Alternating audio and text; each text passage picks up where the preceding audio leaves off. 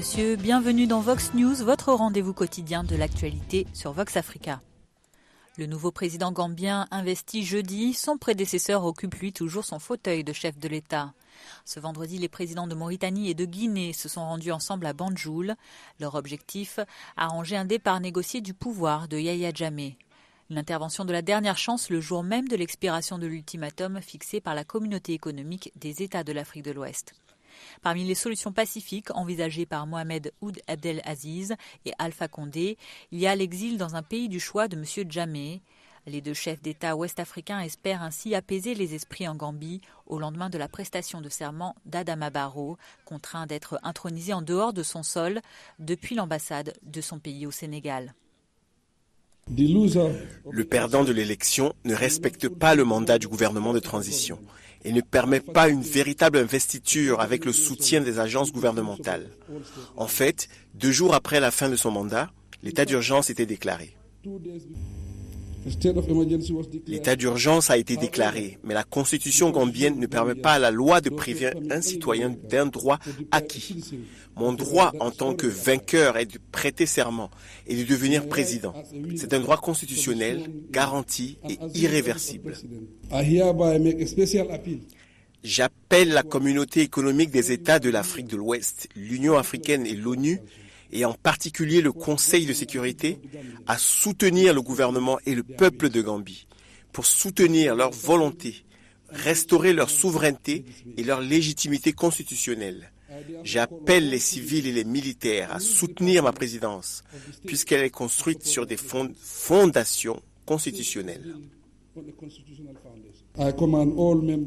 Je demande à tous les membres des forces armées de rester dans leur camp. Tous ceux qui seront en possession d'armes sans mon accord seront considérés comme des rebelles. La Gambie est notre pays, qui réclame notre amour et notre loyauté. Promettons notre allégeance à notre mère patrie, la Gambie.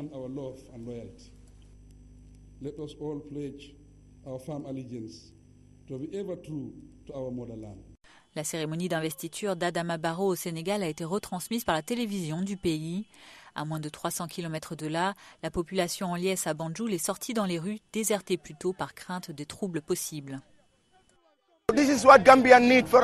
C'est ça dont on a besoin en Gambie, et depuis des années, on n'a pas pu l'avoir.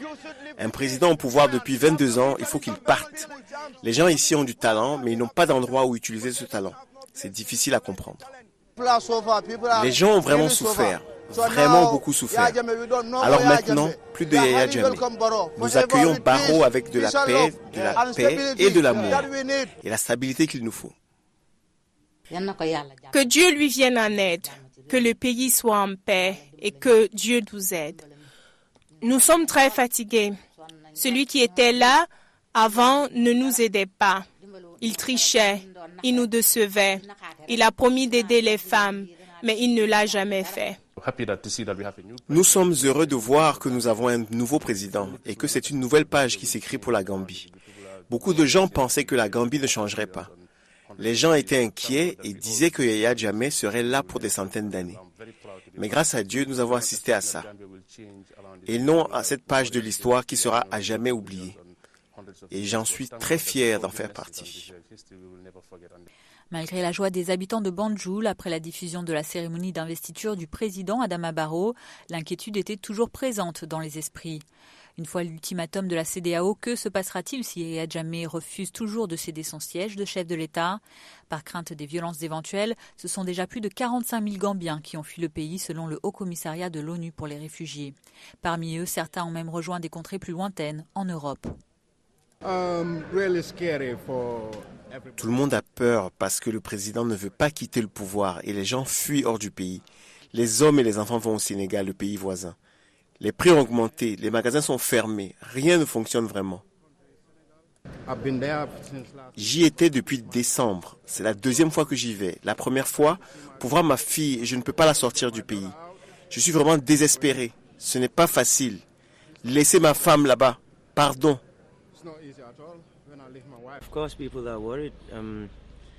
Évidemment, les gens sont inquiets. Ils ne savent pas comment cela finira. Mais nous prions et espérons que cela se termine bien ici. Ils ont besoin d'ouvrir les magasins, ils ont besoin de manger, ils doivent acheter quelque chose. À cause de son régime, nous avons rencontré tout cela. Depuis l'ancien président Daouda Jawara, nous n'avions pas ce genre de problème. Seul Yahya Jammeh nous amène ce genre de problème. Il y a environ 45 000 personnes arrivées au Sénégal de la Gambie et ces chiffres nous sont donnés par le gouvernement sénégalais. Parmi les incertitudes politiques en cours, puisque des troupes sénégalaises et d'Afrique de l'Ouest sont entrées dans le pays jeudi, il est probable que d'autres personnes risquent de fuir, aussi puisque la situation reste tendue.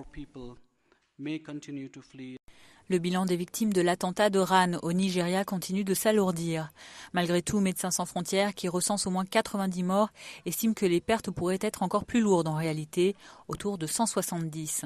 L'organisation précise que les victimes sont essentiellement des femmes et des enfants, des réfugiés qui ont perdu la vie lorsque des bombardements de l'armée de l'air nigériane ont accidentellement frappé leur camp mardi. Direction le pays voisin. Le sud du Cameroun anglophone est en proie à la violence depuis mardi. Un conflit a éclaté suite à l'interdiction par le gouvernement des activités de 2 organisations anglophones. Cette minorité linguistique, mobilisée depuis environ 2 mois, estime être marginalisée par la majorité francophone du Cameroun. En contestation, un mouvement favorable à l'instauration de 2 États fédérés lance depuis lundi un appel à des journées villes mortes. Le dialogue qui a suivi avec le gouvernement est resté vain et 67 personnes ont été arrêtées dans les régions anglophones depuis le début de la contestation. 34 d'entre elles ont été depuis libérées. C'est vrai, les autorités ont promis de résoudre le problème, mais on ne peut pas retourner à l'école sur les bases de promesses. On a besoin de choses concrètes pour retourner à l'école. Nous attendons que le chef de l'État résolve ce problème. On a suspendu Internet dans tout le sud-ouest du Cameroun. On ne peut pas faire des affaires et notre pays est perturbé. La piste aéronautique de l'aéroport international de Douala affiche fière allure ce jeudi matin. Le bitume revêt une nouvelle couche de goudron et le traçage qui laisse entrevoir les coups de frein des avions lors de l'atterrissage est encore lumineux. Les travaux de réhabilitation de la piste aéronautique du dit aéroport mis en service depuis 1972 et dont les travaux ont débuté en 2016 commencent à être visibles. Le Cameroun a relevé à cette occasion un grand défi qui consistait à faire en sorte que les activités aériennes soient suspendues pour 21 jours et que pendant ces délais, la piste d'atterrissage soit complètement refaite. Ce défi a été relevé et nous venons de revisiter cette piste d'atterrissage qui est impeccable. Le programme de rénovation mis en œuvre à l'aéroport international de Douala concerne la chaussée aéronautique, l'aérogare passager, la réfection partielle des aires de stationnement, des avions et les bretelles.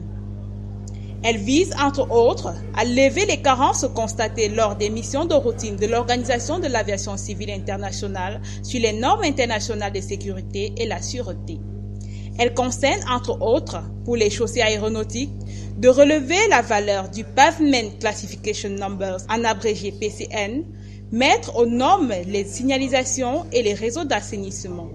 En ce qui concerne l'aérogare passager, il faut régler le problème de croisement des passagers en arrivée et au départ, améliorer la qualité du service aux usagers et reconfigurer le terminal afin d'accomplir son potentiel d'accueil. La piste d'atterrissage qui a été réhabilitée fait 2850 mètres linéaires et actuellement on est en train de réhabiliter tout ce qui est parking avion et avec la mise aux normes du parking fret. Et il faut dire qu'au terme de cette réhabilitation, le parking fret pourra accueillir le Airbus A380. Donc en termes d'exécution de travaux, globalement, nous avons déjà exécuté les travaux à 75%. La fin des travaux de rénovation de l'aéroport international de Douala d'une valeur de 34 milliards prévue le 15 mars 2017 permettra à cet aéroport de demander la certification des infrastructures d'aérodrome. Le traitement des soldats burundais de la mission de l'Union africaine en Somalie a trouvé une solution. Un accord a été conclu jeudi entre l'UA et Bujumbura sur les modalités de paiement des militaires du contingent burundais de l'AMISOM. Je pense que c'est le minimum et nous continuerons à fleurir leur mémoire et à nous rappeler de ce geste suprême qu'ils ont fait pour pour la Somalie, mais pour l'Afrique tout entière. La participation du Burundi dans la mission a contribué à la paix, non seulement en Somalie, mais aussi pour la région dans laquelle se trouve la Somalie, mais aussi pour le monde dans l'ensemble. Au nord du continent, l'espoir renaît au Caire depuis la réouverture du musée des arts islamiques, attaqué en janvier 2014 par un groupe djihadiste égyptien. L'attentat à la voiture piégée qui visait un poste de police proche du musée avait endommagé 179 vestiges antiques, parmi la collection de plus de 100 000 pièces que compte l'édifice. À ce jour, environ 160 ont pu être restaurés. Pour sa réouverture mercredi, le président égyptien Abdel Fattah al-Sisi était présent. Le musée des arts islamiques a été érigé en 1903. Le 24 janvier 2014, une voiture a explosé devant la direction de la sécurité du Caire, provoquant des dommages dans la façade du musée et dans certains objets et vitrines. Mais Dieu merci, nous avons terminé tous les travaux de restauration, comme vous pouvez le constater. Toutes les pièces qui ont été endommagées dans l'incident terroriste ont été restaurées, et ceci grâce aux efforts efficaces des conservateurs du musée des Antiquités. Le musée des arts islamiques est l'un des musées les plus anciens au monde spécialisé dans ce domaine. Il a été construit en 1881 et il a été restauré après l'incident terroriste.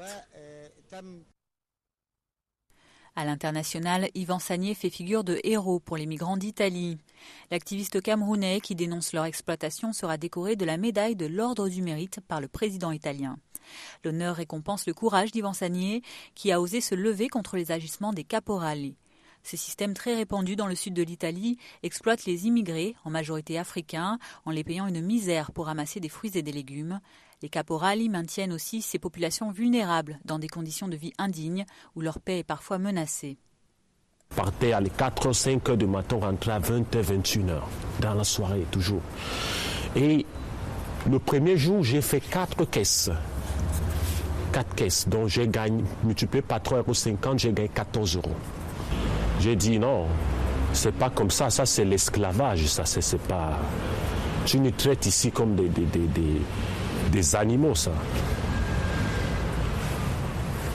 Et donc j'ai dit aux amis, écoutez, il faut qu'on cesse de travail. Ce n'était pas facile et c'était pas facile. Bon, on a fait la grève, quoi. On a fait environ 1 mois de grève. Et la difficulté qu'on a eue, disons, le parcours, c'est alors les menaces de mort. Parce que c'est un système que tous connaissent, hein. Ils font semblant de la police, les sociétés, l'État, la commune, le maire, tous connaissent ça. Mais ils font semblant de ne pas connaître. Et puis, il y a une partie du système criminel lié à la mafia. L'autre résultat qui est le plus important selon nous, c'est que la magistrature, on a dénoncé les caporales et les employeurs, les agriculteurs. La magistrature a fait une enquête qui a porté à l'arrestation de 16 personnes. Vendredi 20 janvier 2017, Donald John Trump devient officiellement le 45e président des États-Unis. Le milliardaire républicain succède à 2 mandats de Barack Obama à la tête du pays. Lors de l'investiture, les 2 hommes, leurs familles et leurs collaborateurs étaient entourés par d'anciens présidents américains comme Bill Clinton ou encore George W. Bush. Comme le veut la coutume, M. Trump a prêté serment depuis le Capitol Hill à Washington après son vice-président. Le nouveau locataire de la Maison-Blanche a prononcé un discours radical et tourné sur l'Amérique d'abord. La cérémonie d'aujourd'hui a toutefois une signification tout à fait particulière, car aujourd'hui, nous ne transférons pas seulement le pouvoir d'une administration à une autre ou d'un parti à un autre, mais nous transférons le pouvoir de Washington DC et nous le rendons à vous, le peuple.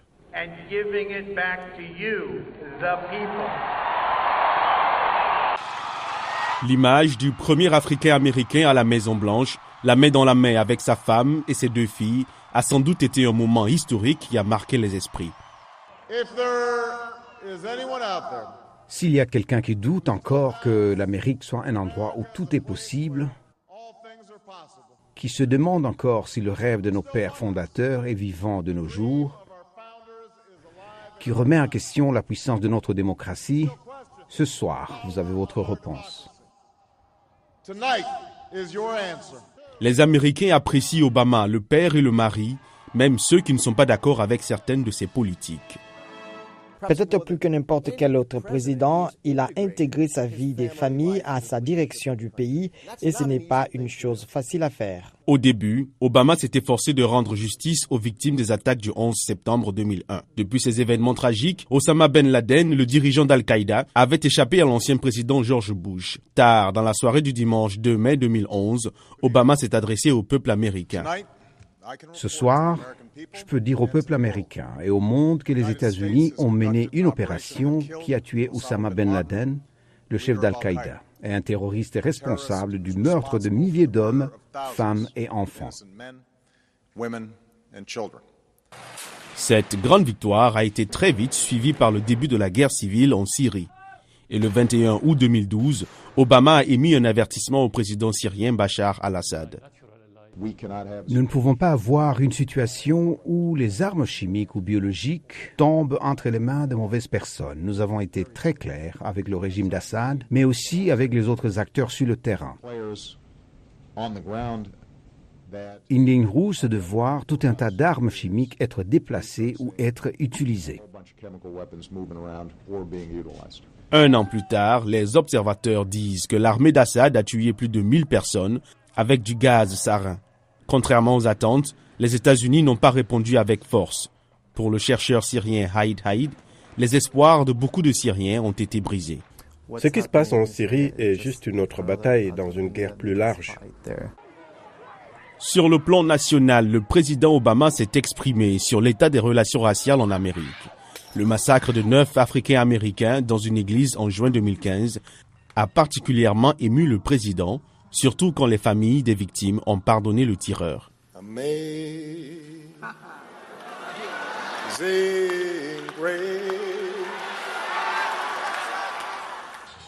Sur la scène mondiale, Obama s'est détaché des anciennes politiques pour établir des ouvertures historiques avec la Birmanie et Cuba.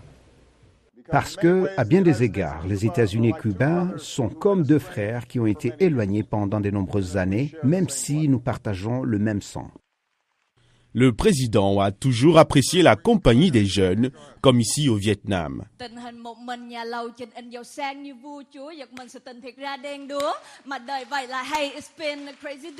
Obama a déclaré que bien que son temps en tant que président arrive à sa fin, le réseau mondial qu'il a lancé pour encourager le leadership parmi les jeunes ne fera que s'agrandir.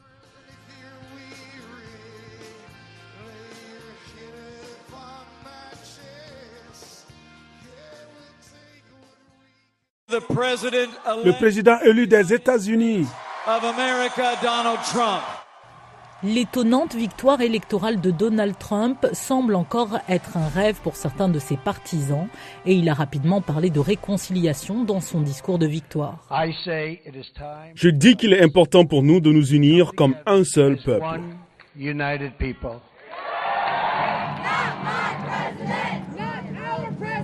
La victoire de Donald Trump a été marquée par des protestations dans tout le pays, de l'Oregon à la Californie dans l'ouest, dans sa ville natale de New York et dans le Massachusetts et à l'est du pays.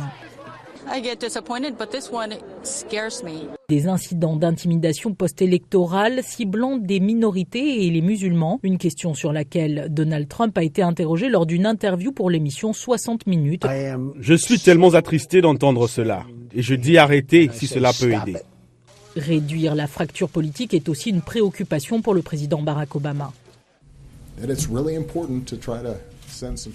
Il est vraiment important d'essayer d'envoyer des signaux d'unité et d'atteindre les groupes minoritaires ou les femmes ou d'autres personnes qui étaient préoccupées par le contenu de la campagne.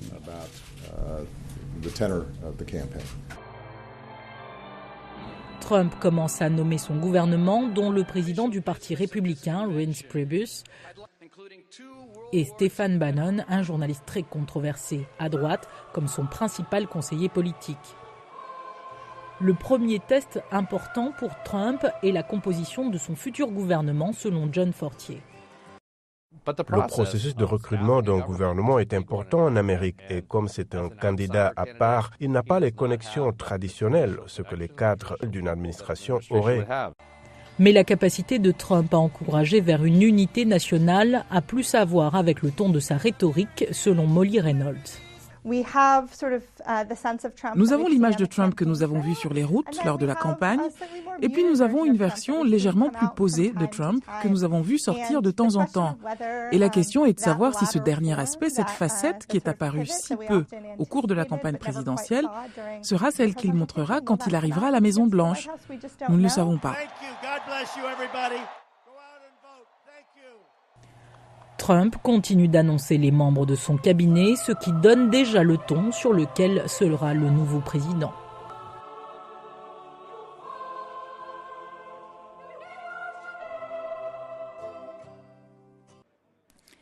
Rejoignons le Gabon pour notre point quotidien sur les matchs de la Coupe d'Afrique des Nations 2017. Quelques heures avant la rencontre Togo-Maroc prévue à 19h GMT, la Côte d'Ivoire a rencontré la République démocratique du Congo au stade d'Oyem. Les champions d'Afrique 2015 ont sauvé les meubles en égalisant en fin de match contre les Léopards congolais. Score final 2-partout. Même si la République démocratique du Congo n'a pas pris sa revanche sur les Ivoiriens, qui les avaient éliminés en demi-finale de la CAN il y a 2 ans, les hommes de Florent Ibenge se rapprochent quand même des quarts de finale. Côté Léopard, c'est Kebano qui ouvre le score à la 11e minute de jeu. Junior Kabananga inscrit le second à la 28e. 4 minutes plus tôt, les éléphants égalisent avec un but de Wilfried Bony. La deuxième égalisation est réalisée par Serey Dié à la 68e minute.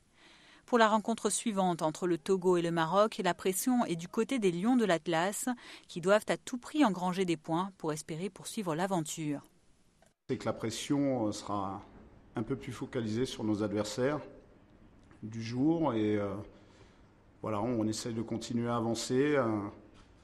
Un autre grand match arrive, on va essayer de rééditer une prestation digne du premier match afin de pouvoir continuer à espérer pour le troisième match et jouer une finale qui nous amènerait peut-être vers les quarts de finale. Voilà, on sait que ça va être difficile.